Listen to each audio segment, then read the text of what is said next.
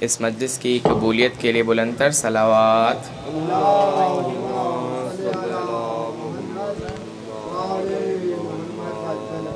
اعوذ باللہ من الشیطان الرجیم، بسم اللہ الرحمن الرحیم، الحمد للہ الذی ہدانا لہذا وما كنا نهتدي لولا أن هدانا الله لقد جاء رسول ربنا بالحق والصلاة والسلام على سيد الأنبياء والمرسلين وأشرف الأولين والآخرين صلوات اللهم صل على محمد وعلى محمد سيدنا ونبينا وشفيع ذنوبنا والطبيب قلوبنا ومولانا بالقاسم محمد اللهم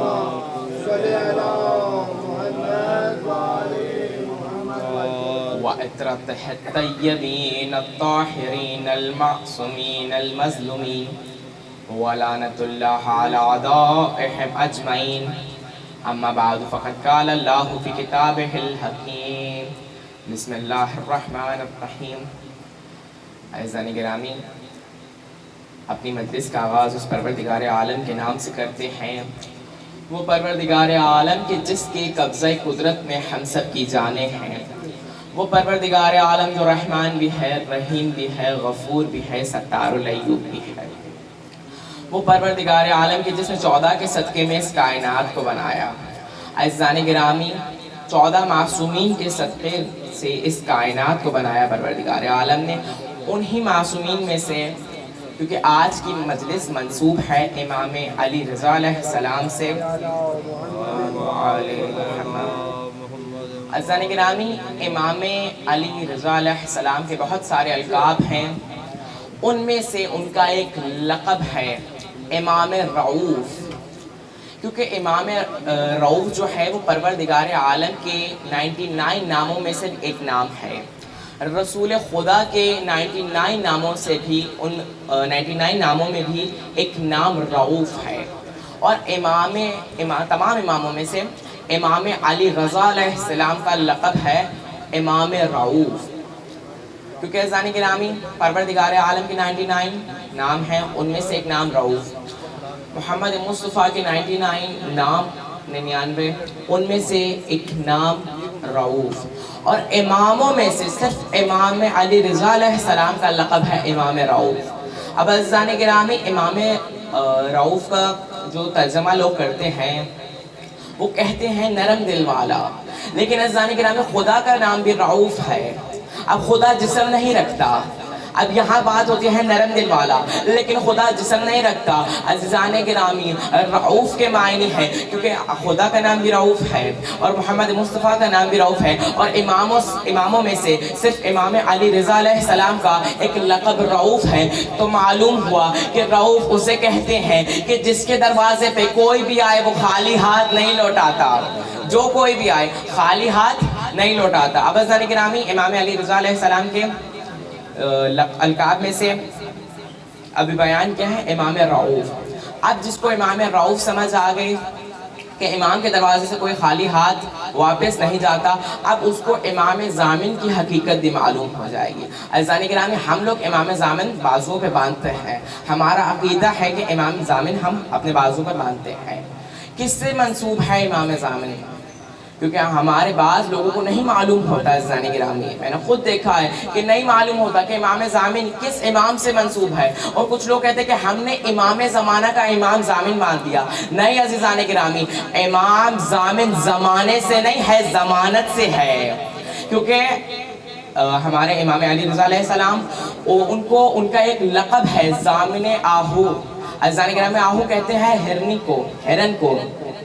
اب امام کا لقب ہے ضامن آہو۔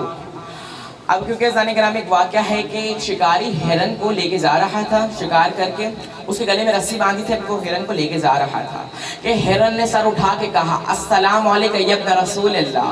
اس کی نظر امام علی رضا پہ پڑی، اس نے امام کو عربی میں سلام کیا، پھر امام نے اس سے مخاطب ہو کر کچھ ہم کلام ہوئے.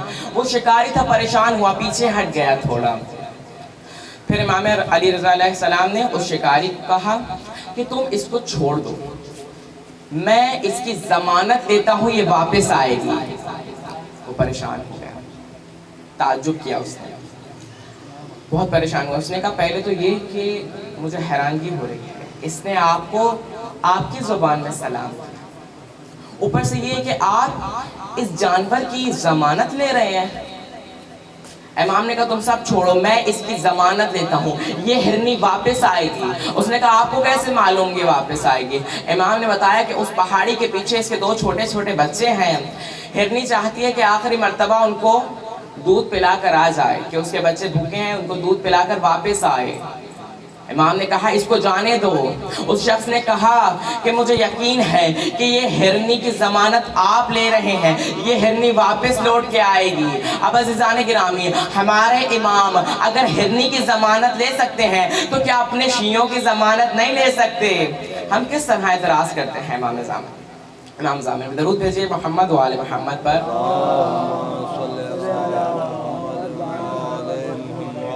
عزیزان گرامی، گفتگو کو آگے بڑھاتے ہیں.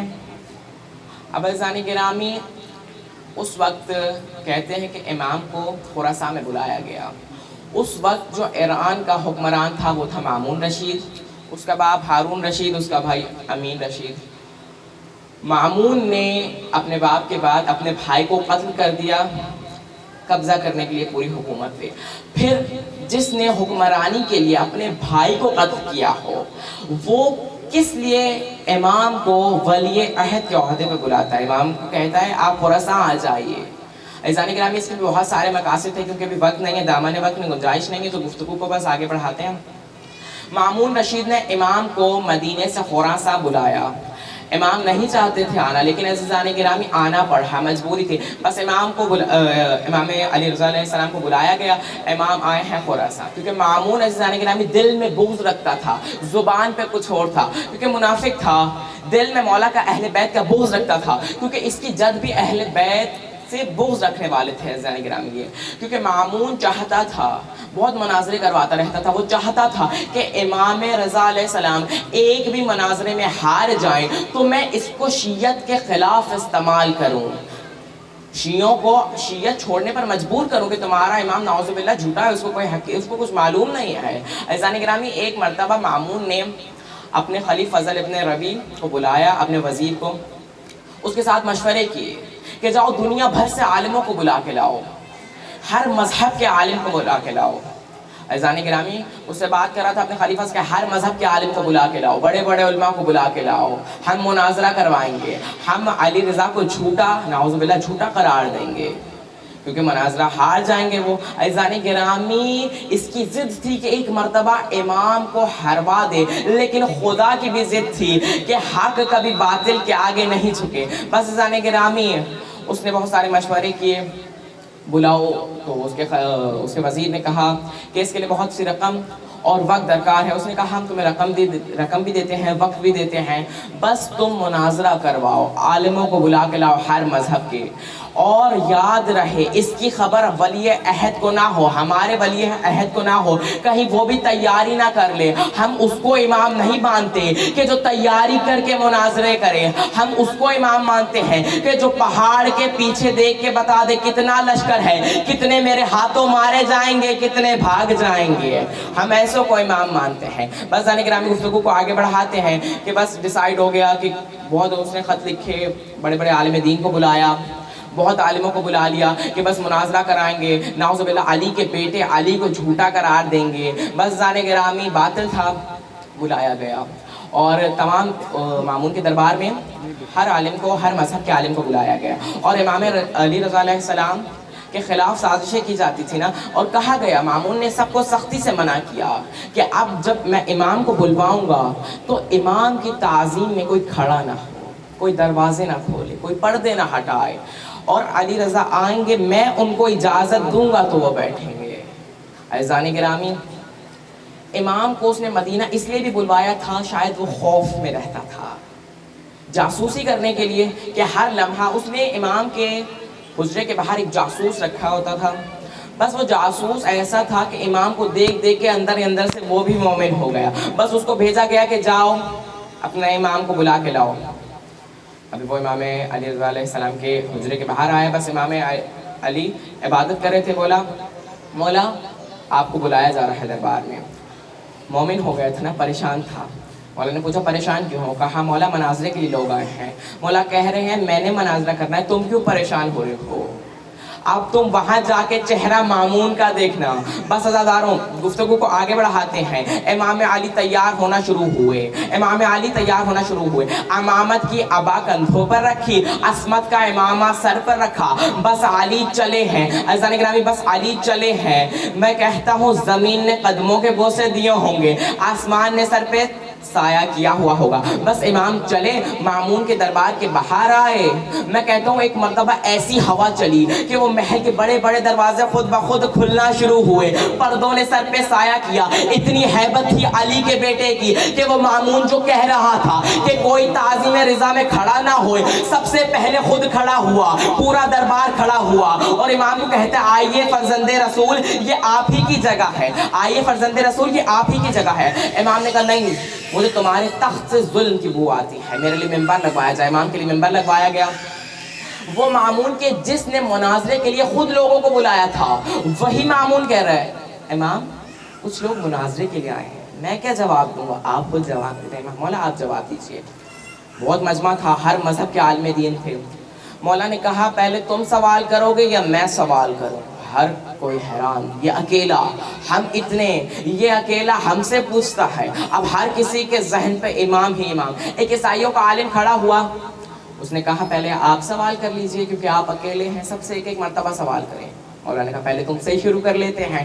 مولا نے کہا تم عیسیٰ کو، جناب عیسیٰ کو خدا کا بیٹا مانتے ہو؟ اس نے کہا ہاں۔ مولا نے کہا ہم اللہ کا نبی مانتے ہیں، لیکن عیسیٰ عبادت نماز روزے کے چور تھے۔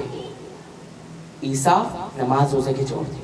اس طرح سب آپ سب خاموش ہو گئے نا، اس طرح وہ پورا دربار خاموش ہو گیا تھا۔ لیکن وہ عیسائیت کا جو عالم تھا وہ بہت شور کرنے لگا، نہیں آپ کو تو معلوم ہی نہیں ہے، آپ کیسے امام ہیں، آپ کیسے ولی عہد ہیں، آپ کو کچھ معلوم ہی نہیں ہے۔ عیسیٰ تو وہ تھے کہ جن کے لیے دن میں کسی نے دسترخوان نہ لگایا، نہ رات میں بستر بچھایا۔ اس سے مراد کہ عیسیٰ دن میں روزے رکھتے تھے، رات کو عبادت کرتے تھے۔ مولا نے کہا عیسیٰ عبادت کرتے تھے؟ انہوں نے کہا ہاں عیسیٰ عبادت کرتے تھے۔ مولا نے کہا جو عبادت کرتا ہے وہ عبد ہوتا ہے، ابن نہیں ہوتا، یعنی جو عبادت کرتا ہے، یعنی جو عبادت کرتا ہے وہ بندہ ہوتا ہے، بیٹا نہیں ہوتا۔ بس زانی گرامی گفتگو کو سمیٹ لیتے ہیں، بس باقی مناظرہ ختم کرتے ہیں۔ امام علی رضا کی بہت شان ہے، بیان کرنے بیٹھیں تو بہت دیر لگ جائے، دامن وقت میں گنجائش کم ہے۔ زانی گرامی آج جو عزاداری کا طریقہ ہم نے سیکھا ہے امام علی رضا سے سیکھا ہے۔ ہم فرش عزا پہ بیٹھتے ہیں، فرش کو چومتے ہیں، اٹھتے ہیں، پھر فرش کو چومتے ہیں۔ زانی گرامی ایسا بھی مولا کرتے تھے۔ تو مولا کے کسی صحابی نے پوچھا مولا کیوں؟ مولا نے کہا اگر تم اس فرش کی عظمت کو جان لو تو اس فرش سے اٹھ کے کبھی اپنے گھر نہ جاؤ، اس فرش پہ ملائکہ اپنے پروں سے بوسے دیتے ہیں، اس فرش عظا پہ، اس کی اتنی عظمت ہے۔ بس عزیزان گرامی امام علی رضا علیہ السلام امام حسین کا اتنا غم کرتے تھے کہ روز مجلس کرتے تھے۔ امام ایک شاعر کو بلاتے تھے مرثیہ پڑھنے کے لیے جس کا نام تھا دیوبند۔ عزیزان گرامی وہ آتا تھا، مرثیے پڑھتا تھا۔ ہمیں عزاداری کس نے سکھائی ہے؟ امام رضا نے سکھائی ہے۔ احترام ذاکر، احترام علماء کس نے سکھایا ہے؟ امام علی رضا نے سکھایا ہے۔ عزاداروں جب دیوبند آتا تھا نا، امام کھڑے ہوتے تھے، اس کو سینے سے لگاتے تھے، اس کو منبر پہ بٹھاتے تھے، خود نیچے بیٹھتے تھے۔ وہ ایک مرتبہ جب اس کو بلایا وہ بیٹھا نہیں، اس نے کہا نہیں فرزند رسول یہ آپ کا مقام ہے۔ امام نے کہا دیوبند تم ذاکر حسین بن کے بیٹھو اور میں عزادار حسین بن کر اس فرش پہ بیٹھتا ہوں۔ اتنا مرتبہ ہے اس فرش کا۔ بس عزاداروں ایک مرتبہ دیوبند مرثیے پڑھنے آتا تھا نا، اس نے مرثیہ پڑھنا شروع کیا۔ عزاداروں ایک عربی مرثیہ پڑھا جو آج تک ہمارے یہاں بھی پڑھا جاتا ہے۔ عزادار وہ مرثیہ ایسا تھا کہ جس کا ترجمہ کیا گیا تو پتہ چلا زہرا تیری کلیوں کا صحرا میں بکھر جانا. عزادارو یہ مرثیہ پڑھا تھا دیبل نے، جو آج تک پڑھا جاتا ہے کہ جس کا ترجمہ سید محسن شہید نقوی نے کیا تھا. عزادارو زہرا تیری کلیوں کا صحرا میں بکھر جانا، عابد یہ کہتے تھے معصوم سکینہ سے، عباس کے لاشے سے چپ چاپ گزر جانا. بس عزادارو امام نے کہا دیبل کوئی نیا مرثیہ تیار کیا ہے؟ دیبل نے کہا جی امام نیا مرثیہ تیار کیا. بس دیبل نے پڑھنا شروع کیا. دیبل نے کہا میرا سلام ہو بی بی فاطمہ زہرا پر، میرا سلام ہو حسن مجتبیٰ پر کہ جس کے جنازے پہ تیر برسائے گئے، میرا سلام ہو حسین مظلوم پر کہ جس کا لاشا 3 دن تک بے غور و کفن رہا، میرا سلام ہو امام زین العابدین پر. عزادارو میرا سلام ہو امام زین العابدین پر کہ جس کو توق ڈال کے زنجیریں ڈال کے بازاروں میں پھرایا گیا. میرا سلام ہو امام محمد باقر پر کہ جس نے کمسنی میں قید کو دیکھا. میرا سلام ہو امام جعفر صادق، میرا سلام ہو امام جعفر صادق علیہ السلام پہ کہ جن کو زہر دے کر شہید کیا گیا. میرا سلام ہو امام موسیٰ کاظم علیہ السلام پر کہ جن کا جسم کا گوشت زنجیریں کھا گئی تھیں. بس جب یہ پڑھ کر دیبل اترنے لگا نا، امام نے کہا رک جاؤ، امام نے کہا رک جاؤ. ایک عزادارو امام نے کہا اگر میں تمہارے مرثیے میں اضافہ کر دوں. اس نے کہا مولا اضافہ کر دیجئے. مولا نے کچھ کاغذ پر لکھ کے دیا. دیبل اس کو بھی پڑھو. جب دیبل نے پڑھا کیا لکھا تھا؟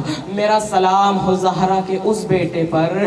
عزادارو میرا سلام ہو زہرا کے اس بیٹے پر کہ جو مشہد میں دفن ہوا. عزادارو یہ پڑھنا تھا. دیبل نے پوچھا مولا بی بی فاطمہ کا کون سا ایسا بیٹا ہے جو توس میں جو مشہد میں دفن ہوگا، جو توس میں دفن ہوگا؟ مولا نے کہا دیبل میں تیرا آقا تیرے سامنے بیٹھا ہوں. دیبل اس مرثیے کو دوبارہ پڑھ.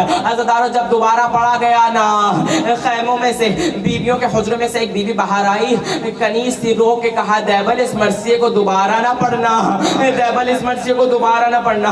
رو کے پوچھا کیوں بی بی کیوں نہ پڑھنا؟ کہا جب سے رضا کی بہنوں نے سنا ہے کہ رضا تو اس میں شہید ہوں گے، وہ کبھی ایک بہن بے ہوش ہوتی ہے، کبھی دوسری بہن بے ہوش ہوتی ہے. عزادار امام رضا کھڑے ہوئے. عزادار بہنوں کے حجرے کے باہر آ کر کہا اے رضا کی بہنوں، ابھی تم نے صرف میری موت کی خبر کو سنا ہے، میرا تمہارا بھائی میں تمہارے سامنے کھڑا ہوں. عزاداروں امام نے رو کے کہا میرا سلام ہو زینب عالیہ پر کہ جس نے 70 قدم پر سے اپنے بھائی کا گلا کٹتے ہوئے دیکھا. رو رو کے کہتی تھی ظالم نہ مار، میرا بھائی بہت پیاسا ہے. انا للہ و انا الیہ راجعون. لا لعنت اللہ علی القوم الظالمین.